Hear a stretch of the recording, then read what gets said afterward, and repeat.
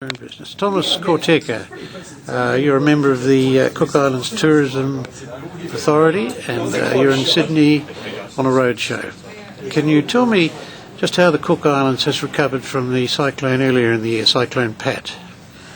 Cyclone Pat hit us on the 9th of February 2010, and by the end of the month, the 28th of February, things were back to normal. The lasting things for us was the vegetation. Naturally, it takes about 3 months before all that came back, but major cleanup was done within 2 or 3 weeks. No properties were seriously damaged.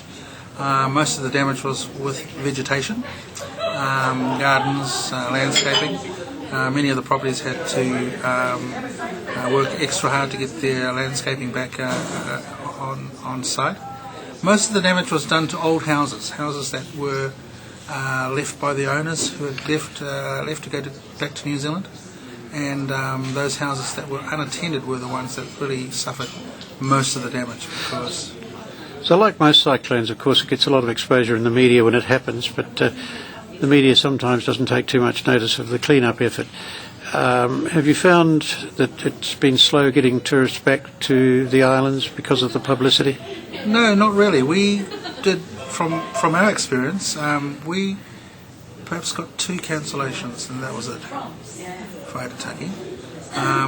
The PR machine of our tourism corporation was very, very quick and effective, and quashed any of the media releases that came through. So there was very little loss of tourism numbers? Very little loss. Yeah, very little loss. What sort of numbers are you getting from Australia currently, and what are you hoping for in coming months? We're currently getting about 12,000 visitors a year. We'd like to see about 20 to 25,000 within the next 18 months. We've got a number of initiatives that we're working on to help boost those numbers. The most obvious one, of course, is the non-stop service. We really want to work hard on that and get that working for us. And the success of our trial service will determine whether we get that service perhaps for 6 months of the year, but hopefully for a whole 12 months. Are you aware of just what sort of bookings there have been for those flights to date? Yes, I was advised of the status of the bookings to date, and we're around about 35 to 40% there, and the marketing's only just begun. So the roadshow is only a day old. So we're talking the Air New Zealand flight out of Sydney, aren't we, the non-stop? How many services a week are there? It'll be 1 service a week. It arrives or departs Sydney on a Sunday at 7 a.m. and it arrives into Rarotonga on a Sunday after you've crossed the date line at 5 a.m.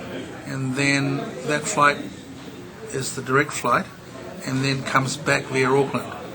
The return flight departs Rarotonga on a Friday evening at about 7 o'clock and flies direct to Sydney. Thanks very much. Yeah, you're welcome. Okay. That actually